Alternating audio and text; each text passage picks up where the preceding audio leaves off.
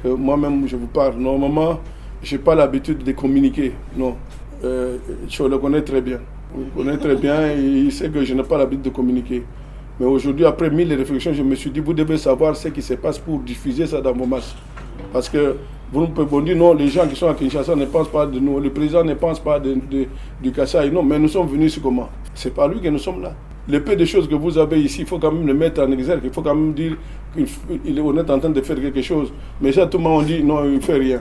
On dit, il ne fait rien. Vous-même aussi, vous ne faites rien. Ça devient un match nul. Donc, il faut quand même apprécier le peu que les gens font là pour pouvoir avancer. Je sais que moi-même, dans mon fort intérieur, que la crise ici, elle est profonde parce que votre crise, vous n'êtes pas des gens habitués à la crise, non. La crise ici, c'est comme un frein brutal. Et depuis que vous êtes descendu, vous n'êtes plus relevé. Pas dès qu'on a tué l'Amiba, comme on a est venir vous achever, c'est vrai qu'il y a la crise, on ne peut pas nier qu'il n'y a pas de crise. Donc, mais cherchons tous des solutions. Je blague, je suis parti avec un ami à Kabwe. On construit une école là-bas. Après l'école, j'ai vu une maman qui vendait les petits maniocs, des soirs comme ça. Je demande le manioc, on me dit non, c'est le maillot jaune. Ce que je vois maintenant, même les trucs pour faire le feu le soir, ce sont des tiges. Mais c'est ça, ce sont des signes évidents de la crise. Quand quelqu'un dit qu'il n'y a pas de crise ici, ce n'est pas vrai. Il y a crise dans tous les domaines, même dans le domaine de la bouffe, parce que vous ne plantez pas assez et parce que c'est comme si les gens consommaient leur propre sang. Parce que vous ne travaillez pas assez la terre, vous avez abandonné la terre, et pourtant la population est jeune et peut faire beaucoup de choses. Peut-être que ce n'est pas de votre faute, mais il faut vous remettre en cause pour pouvoir avancer. Fondateur de la fondation qui porte mon nom, je suis en même temps opérateur économique et je suis venu ici dans le cadre de l'eau et l'électricité pour la ville de Mbujimayi. Je remercie le président de la République, Félix Antoine Tshisekedi Tshilombo, qui chaque jour ici pense à l'électricité et à l'eau. C'est dans ce cadre-là que nous sommes ici. L'agriculture. Partout où je suis passé là, nous sommes passés ensemble là. Vous ne trouvez pas de champs, vous ne trouvez rien. Sur les routes, vous ne trouvez pas qu'on vend de bonnes bananes, on vend de ceci, non, tout est sec. Alors, le problème de l'agriculture ici, il est même beaucoup plus grave. Parce que vous produisez moins, c'est comme ça que vous avez cette crise-là. Mais vous dites toujours que vous êtes pauvre, mais vous importez beaucoup aussi. Vous importez le maïs, vous importez la farine, et vous importez les fameux NCNSA. C'est beaucoup d'argent que vous envoyez à l'extérieur. Mais c'est l'appauvrissement. Quand on met la balance de paiement, vous êtes en négatif par rapport aux autres. Donc aujourd'hui, il y a des gens qui sont assis là où on fabrique les NCNSA qui disent non, moi j'ai mon marché au Congo. Et puis, ce marché aujourd'hui de Mbujimayi, c'est un marché, quoi, quand je regarde, peut-être d'$1 million, parce que c'est votre Thomson ici, les NCNSA. Et vous êtes bloqué. Dans cette affaire-là, pour se débloquer, il faut passer par l'agriculture et l'élevage et aussi augmenter votre production, avoir les moyens de transport, avoir les moyens de distribution, mais il faut avoir aussi le pouvoir d'achat. Donc il faut avoir un système de microfinance pour arriver à régler tout ça. Parce que toute la chaîne économique ici n'existe pas. Créer des endroits pour la fabrication de semences ici n'est pas seulement attendre Inerang Andajika, non, il a montré ses limites. Parce que les gens des organismes internationaux, quand ils viennent, ils achètent tout là-bas. Alors ici, on a des manques. À mon avis, ce qu'il faut faire, c'est forcer sur les semences et forcer sur les engrais pour que ça marche. Ça ne sert à rien toujours de parler, mais il ne faut pas seulement parler, mais il faut faire.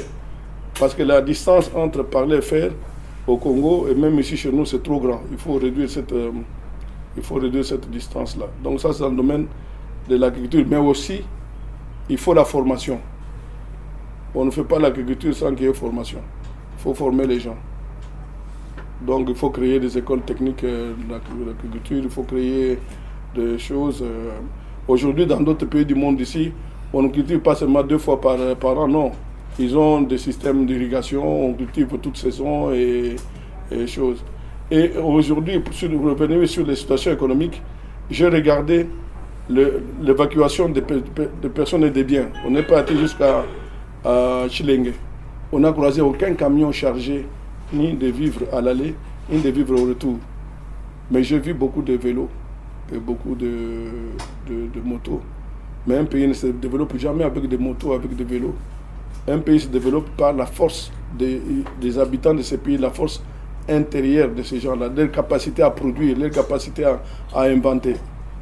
C'est ce qui fait qu'un pays est solide. Vous prenez un pays comme le Japon, il n'a rien, mais il a que son personnel avec une capacité d'invention assez élevée. Donc nous devons aussi ici commencer à inventer des choses. Et nous devons ici commencer à avoir des idées industrielles pour avancer, parce qu'on importe beaucoup. Les gens nous avons posé des problèmes de tracteurs, machin, ils n'ont pas de tracteurs. On a acheté à Kinshasa 5 tracteurs qui vont venir par route malheureusement parce que par avion ça coûte cher. Et ces tracteurs, on va les gérer comme une entreprise. Celui qui a besoin d'un tracteur, il va, il paye, on va travailler pour lui, puis après ça revient à la base pour l'entretien, parce que nous ne voulons pas que ça suive le même schéma que les autres tracteurs. Et le développement doit venir de vous-même. Notre pays et notre province peut se développer très rapidement parce que la province est petite et que la population est jeune. Quand vous avez une population jeune, vous avez de l'argent, mais il faut le mettre au travail. Quand vous avez de l'eau aussi, et la terre, mais vous avez de l'argent, mais il faut travailler. Je vous ai donné l'exemple ici, si vous avez 1 million d'enfants, vous leur donnez 10 sur 10, mais vous avez 100 millions de mètres carrés travaillés.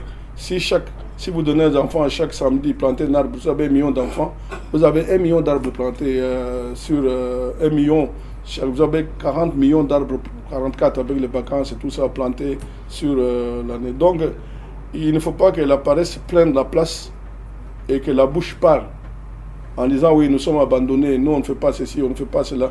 Quand je suis arrivé, c'est que les gens me disaient bon, le président ne fait rien chez nous ici. Mais je leur ai dit, agrandissement de l'usine de situation d'eau, il y a Chile-Gelou, il y a l'aéroport, il y a même ce que nous sommes venus faire ici, il y a beaucoup de choses. Les gens oublient aussi que pour faire entrer la marchandise ici à partir de Lubumbashi, c'est très limité. Parce que la traction que la SNCF a là-bas, ce n'est pas une traction indéfiniment ouverte. Donc il y a le moment où, ce qui veut dire quand vous donnez trop de marchandises, l'évacuation aussi devient difficile. Ce qu'il faut, c'est d'ouvrir des routes comme Mbujima ici. Moi, l'histoire comme Kanangala ici, c'est qu'on devait engager 4000 personnes, les mettre sur cette route-là comme cantonnier. Dans quelques jours, c'est ouvert. Il ne faut pas chercher seulement de l'argent. La main-d'œuvre que nous avons ici, on peut l'utiliser. Elle est là, on peut travailler là-dessus. Alors, dans ce qu'on a fait aussi ici, les dons du président de Tol, nous sommes maintenant à 32 écoles qu'on va reconstruire, donc on va arranger. Donc les 32 écoles, la liste est ici. À un certain moment, on vous donnera la liste. S'agissant des médicaments, on a 10 mètres de médicaments dans 10 zones de santé. Vous avez, les noms sont ici, donc il n'y a rien à cacher ici. Et puis pour le solaire, on a fait quelques distributions de solaire ici. Et on est en train d'électrifier une avenue qui s'appelle Tatou Kanyinde. C'est une avenue qui est à Bipemba. On a mis 30 lampadaires, mais il faut continuer. Et dans les aides aussi, nous avons aidé presque tous les orphelinats d'ici ont reçu des dons à manger. Ils ont reçu cartons de sardines, ils ont reçu le riz. Les vieilles mamans, on les a servis à la FEC. On a fait à peu près 600 pièces de wax. On devait en faire plus, mais on est aussi limité par des moyens. On a été dans 4 paroisses, et chez les protestants, chez les musulmans, chez les Miers, on a donné à manger, on a donné des sardines. Donc, on ne va pas arrêter non plus, on va continuer. Donc, on a encore un peu de lampadaires qu'on va mettre dans les villages à gauche et à droite. Parce que nous croyons que nous allons nous développer. Pour qu'on se développe, il faut que tout le monde, avec ses connaissances, qu'on mette ça ensemble pour avancer. Mais aussi les constats que je fais ici, parce que je dois vous dire, pendant tout ce temps, nous avons reçu énormément de gens. Je peux vous dire que dans ma vie, je n'avais jamais reçu des gens comme ça. On a reçu énormément de gens, les gens sont venus avec des sujets variés, des sujets différents et tout ça. Moi, je vais terminer par vous dire qu'il faut vous faire confiance entre vous. Voilà, pour l'eau, moi je reviens encore pour vous dire que nous, on a trouvé une solution. Elle n'est pas définitive non plus, mais il faut la suivre petit à petit, parce qu'il faut que nous ayons assez d'énergie, mais elle est là. Nous avons mis de l'eau à Bonjola après 10 ans. On a mis l'eau en prison, Monseigneur a de l'eau, les professeurs ont de l'eau, Bufargo a commencé à travailler. Donc c'est possible de faire des choses quand on est déterminé à le faire. Parce que nous sommes venus avec l'idée il faut faire quelque chose.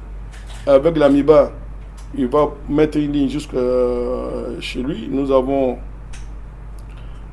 financé ensemble. Même pour Bonzola, on a financé seul.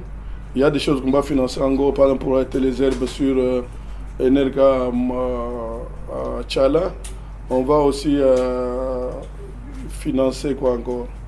Il y a encore 2-3 trucs qu'on va financer. Et puis le paiement de la facture d'Energa, de l'argile des eaux vers Energa, nous l'avons supporté maintenant, ça fait 2 mois. On va voir comment on va continuer à faire. On a soutenu donc Energa, on a au point de vue, ça c'est au point de vue l'eau. Je vous dis qu'il n'y aura pas de problème dans 4-5 ans si on a de l'énergie, parce qu'il y a Prise qui est là, il y a KFW qui vont grandir les usines. Donc vous n'aurez pas de pompage partout, non, vous aurez des châteaux d'eau, comme vous le voyez à Miabi, à gauche, à droite, qui vont commencer, on pompe là-dedans et puis l'eau redescend par gravité pour la ville. L'électricité, je vous ai expliqué qu'il y a des choses qui sont en cours, des choses qui sont vraies. Les Chinois peuvent ne pas venir, mais au moins, on a eu des contacts, il nous a expliqué ce qu'il faut faire. Il va venir, s'il ne vient pas, vous n'allez pas dire qu'il nous a dit, mais il n'est pas venu, non. Les KW, ça c'est, il faut que Kinshasa arrange un peu les documents avec l'AMIBA pour que les gens viennent s'installer. Tubidi, Mbujimaï, ça va se faire. La CNL m'a dit que l'argent est là. Les problèmes de développement, on a parlé de l'éducation, on a parlé de la santé, on a parlé de l'agriculture. Et je crois, on a essayé de vous donner sans honte ce qu'on a vu ici. Je vous ai parlé de l'histoire de maman. Je n'apprécie pas ça. C'est pas ça. J'ai voulu parler avec beaucoup de gens pour savoir quelle est la solution qu'il faut trouver. On m'a dit que c'est difficile, mais il y a un prêtre qui m'a donné une solution, mais ça demande que l'État intervienne. C'est-à-dire prendre les jours où les mamans vont chercher l'argent chez les Libanais, les 1000 francs là, ouvrir quelque part un endroit pour leur donner à manger et tout ça, ils vont se détacher rapidement pour aller vers là, parce que c'est quand même une honte.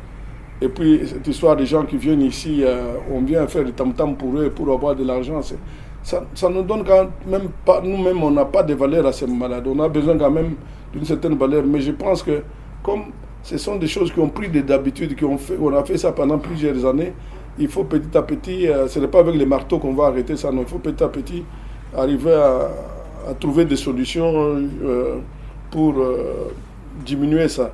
Et la meilleure solution, ça sera l'emploi. Le premier emploi pour moi, ce sont des routes qu'il faut faire. Cantonnage manuel, on peut engager beaucoup de gens.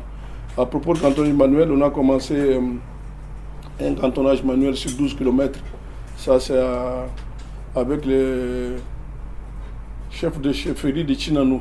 Il s'appelle Kangouvou Premier. Et puis ici, avec les serres de... Comment on appelle ces serres?